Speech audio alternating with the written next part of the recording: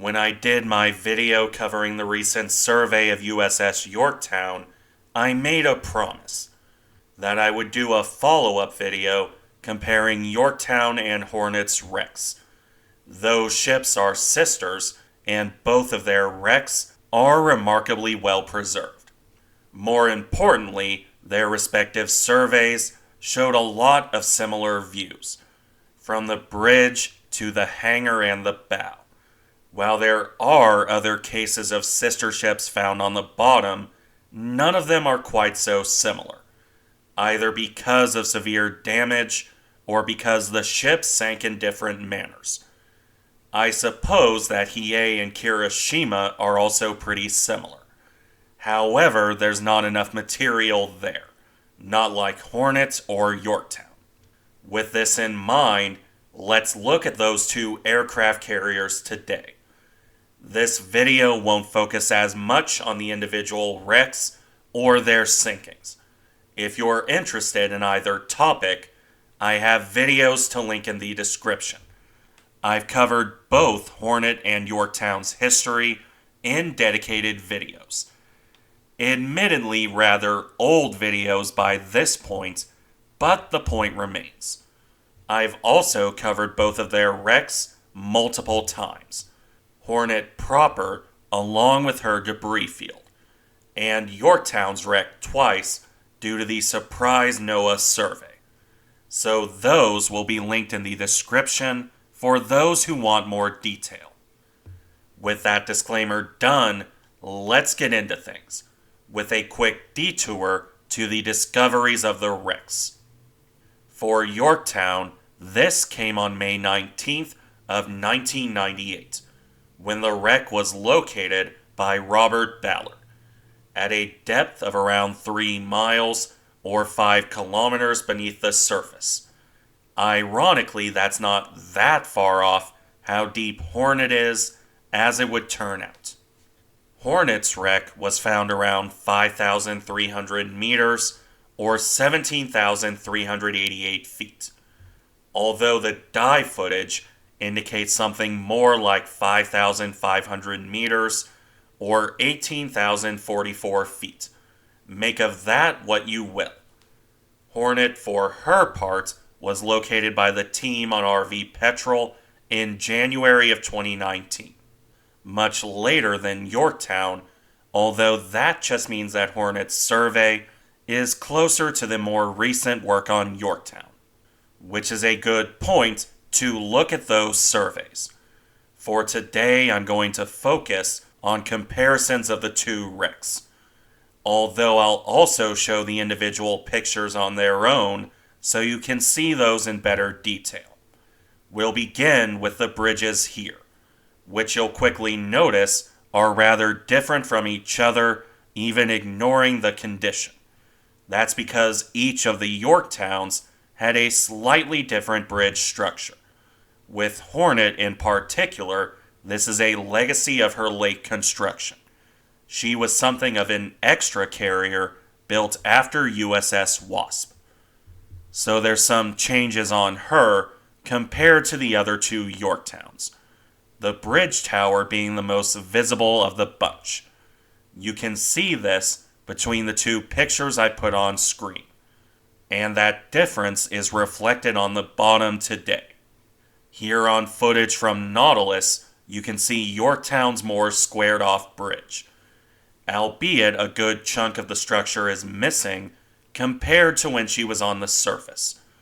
Still, either from close in or far out, that squared structure is visible.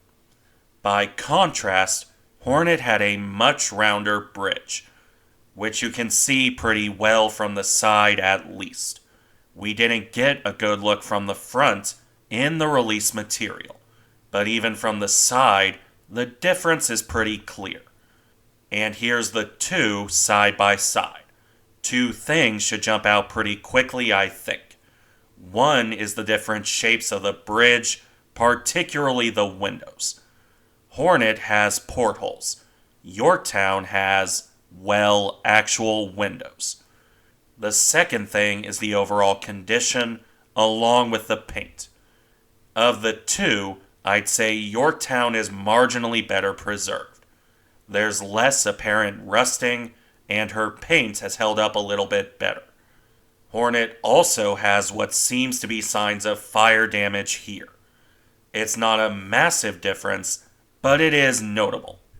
There's also an extra entrance sealed up here compared to Yorktown. As for debris, well, both of them have a fair bit of this clogging up the deck, while Hornet has a bit more inside the bridge, although this might just be because we can see that area better here. Regardless, let's move on. When Petrel surveyed Hornet, they gave us a good side shot here, showing both the bridge as well as the area directly above it. We didn't get quite the same look from the Yorktown surveys, but we did see the same general area. The main visible difference, although it's not entirely clear here, comes in the 5-inch gun director. As you can see on Hornet, that area was substantially beefed up. Something much clearer when you look at the director itself, or in the case of Hornet, the director base. This was an entire structure built atop the bridge. On Yorktown, it was far simpler. Basically, the director and its base, and that was about it. Leading to Hornet having the structure, while Yorktown has her shattered director. As we move further back from this area, however, I would say Yorktown is in better shape.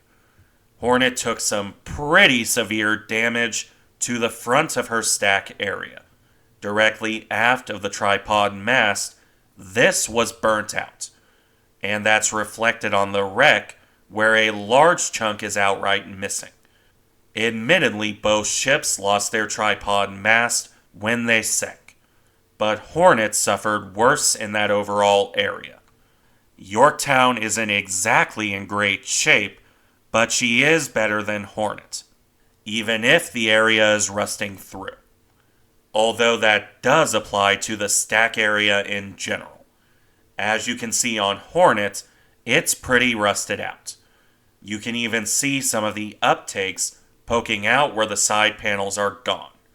Yorktown isn't quite so bad, but her stack still shows definite rusting. Although in her case, it's more towards the bottom, where the ship was damaged by a bomb hit and resulting fire. Meanwhile, the next comparison comes in what I believe is the ship's whistle. On Hornet, this is broadly intact, and it's the only look we get at the top of the stack, which we did see better on Yorktown. As for the whistle, we also saw this with the NOAA survey.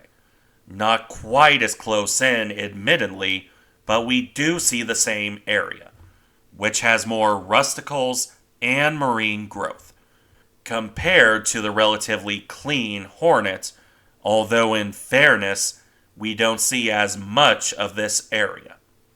With that covered, let's move on to Hornet's aft fire control director. This one remained aboard the ship with that area remarkably clean. Very little rusting, with the paint almost perfectly preserved. Clearly this area escaped major fire damage, and that's very easy to see here. Although the thinner stack metal is still rusting away. On Yorktown, this area is much barer by comparison, although you can see inside the wreck a little bit here. In the same general area, we also have the aft crane. On Hornet, this was pushed back against the stack, which shows two things. One is the force of the sinking. That was almost certainly pushed back from water pressure. But it also shows some of the best preserved paint on the wreck, including Hornet's distinctive camouflage pattern. On Yorktown, we don't see the stack quite as well, because the crane fell down on top of one of her Chicago piano mountings. More formally, the quad 1.1-inch cannon. a distinctly early war weapon which is present on both of the wrecks. In fact, that's the next thing we'll be looking at, starting here with the aft mount on Hornet, which is incredibly well preserved. There's very little marine growth or rusting. The gun tub is also intact, but the easily most distinctive part is the bright orange hose, which sticks out quite a bit to say the least. Yorktown's is not quite so nice, not just because of more silt, but because the barrels are bent out of shape. This didn't fare nearly as well either in the sinking or in the decades since. As for the bow pair of Chicago pianos, the same theme continues. Hornet has more debris here, but the mounts themselves are in better shape, including, again, that very distinctive hose. For Yorktown, there's less debris, but the guns are also in worse overall shape. Admittedly, we only really get a good look at both of them from Ballard's survey, which, due to being in the 1990s, isn't quite as high quality as the later surveys. Still, it does give a good comparison. Which also brings us to the final look at the bridge, which does, I feel, a good job of rounding this section off, not least because it's a very clear demonstration of that difference in bridge design. That said, there's not much else to note here, so let's shift down to the bow, where the most distinctive feature here is another gun mount. This was fitted just below the rim of the flight deck at the very tip of the bow. Needless to say, this is a very distinctive Yorktown class feature, and still visible on both the wrecks. On Hornet, it's largely intact. There's some rusting and fading of the paint, but just like the other mounts, it's not at all bad. However, there is one notable difference. Hornet has a quad 1.1 inch mount. Yorktown had two 20mm guns, as you can see here from Nautilus. The gun tub itself is broadly similar, but the weaponry most certainly isn't. Unfortunately, that change wouldn't help Hornet much in the end, but it is an interesting shift in weaponry. Another interesting feature on Hornet, meanwhile, is the ship's anchor chain. This was rigged up for attempted towing, and you can see that here, where it was left after Northampton was forced to give up. That does, however, wrap up the bow. Now we'll detour to the weaponry before moving lower in the hull, though there isn't that much to note on this topic. We'll start with this 5-inch gun on Hornet. It's in decent enough shape, all things being equal. Most of the mount is there, and the barrel is in one piece. On the other hand, it's covered in mud and silt that obscures most of the detail. The more interesting thing is probably whatever this is in the background. It looks almost like a wing, though it could just be deformed steel. Meanwhile, Yorktown's gun is in broadly similar shape, a bit less silt so we can see more of the mount, plus this rope, which was almost certainly part of the effort to throw weight overboard. But in general, it's still the same old 5-inch gun mount, which is why I'm only covering one of the 5-inch guns. As for the lighter 20mm guns, we only really get one good look at Hornet's gun gallery, where the weapons are pretty well preserved, albeit pointing straight up with bent gun shields. But there's not a lot of rusting on the guns themselves.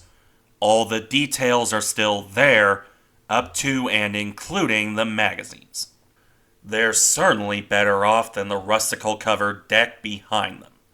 The same goes for the blast shields, which are perfectly preserved. Yorktown's weapons are in broadly similar condition. They're more flat, and the gun shields are a bit better off. But for the most part, not that much difference from a distance. Viewed side by side, the similarity is quite clear. On the other hand, looking up close shows Yorktown's guns to be incredibly well preserved. Possibly the best I've ever seen on any of these wrecks, which I do feel worth noting before we move on to the stern. Oh, and also the fact that Yorktown still had 50 caliber machine guns.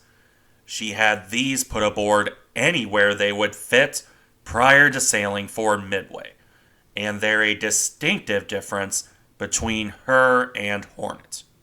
Now we can look at the stern, but unfortunately we don't get much in the way of one-to-one shots here, for one major reason.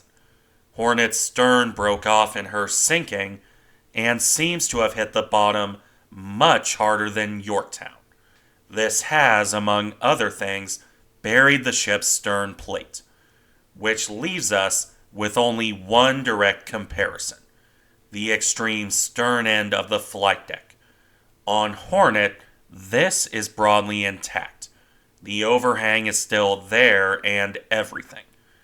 It's pretty muddy, and you can see how deeply she's buried towards the bottom, with this image showing it even better. Yorktown, on the other hand, well, this is one of the few areas where she's notably worse than Hornet. The aft end of the ship's flight deck was torn up during the sinking, as you can see pretty vividly here. It's a striking difference, to say the least. However, it's also about the only direct comparison we get of this area. There's also this bit here, but it's not quite the same. A similar area with varied equipment, but not the exact same. It just goes to show how bad off Hornet's stern beneath the flight deck really is. With that covered, though, we can move to the main course, as it were, that being the ship's hangar. Although, as I covered this in my Yorktown video, I won't spend a lot of time here. First, we have this shot of Hornet buried all the way up to her hangar deck. This shows how deep the wreck was buried.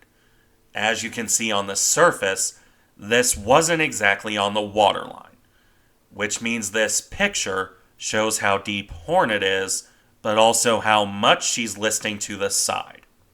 While not quite a one-to-one comparison, Yorktown's famous car shows how deep she is buried. Even deeper due to the ship's greater list. Something you can see even better here. It certainly makes for an interesting comparison between the sister ships. Just not quite as direct as this one. The one I put in my Yorktown video, because this is about as close to a one-to-one match as we get. Hornet's famous tug and the exact same area on Yorktown, and from almost the exact same perspective. There's several ways you can tell it's the same area. The chain is one, although it fell down on Yorktown. Another would be the features on the deck in the exact same locations, as well as the piping on the side here. This is, bar none, the closest direct comparison I've ever seen between two shipwrecks. It's almost eerie, aside from Yorktown having an aircraft wing instead of a tug. That said, it also brings us to the end of the video. Just two more comparison shots. First, bomb damage on the flight deck. This is a bit smaller on Hornet, although it's still not exactly pretty. The wood is mostly long gone, while the metal is broken and punched in. Yorktown's damage is rather larger by comparison. It's interesting, I think, to compare the differences in overall damage here. or how Yorktown still has some intact wood in spite of the damage. Hornet does too, but not as much. In any event, though, let's wrap things up with one final comparison: the ship numbers. This was a bit better preserved on Hornet, along with, again, the camouflage pattern of her paint. It stands out in stark contrast to other wrecks, where that has largely faded away. It's also one of the more interesting things about Hornet to me, because you normally only see this in black and white or colorized pictures. Maybe the odd period color footage. As for Yorktown, we see that a bit closer in, where it's not fared quite as well. The paint is peeling away a lot more, and the 5 is starting to fall apart. It's still legible and recognizable, of course, but it's also not quite as good. Of course, the footage of Hornet was taken 6 years ago. It's possible her number has faded too. We won't know until and unless another expedition surveys the wreck. In any case, that brings us to the end of the video. There's a surprising amount of overlap between the surveys, and it serves as a good look at 2 sister ships on the bottom. The kind of thing we really don't have with any other shipwrecks. Thank you for watching. Remember to like, comment, and subscribe if you enjoy the content, and I'll see you in the next one.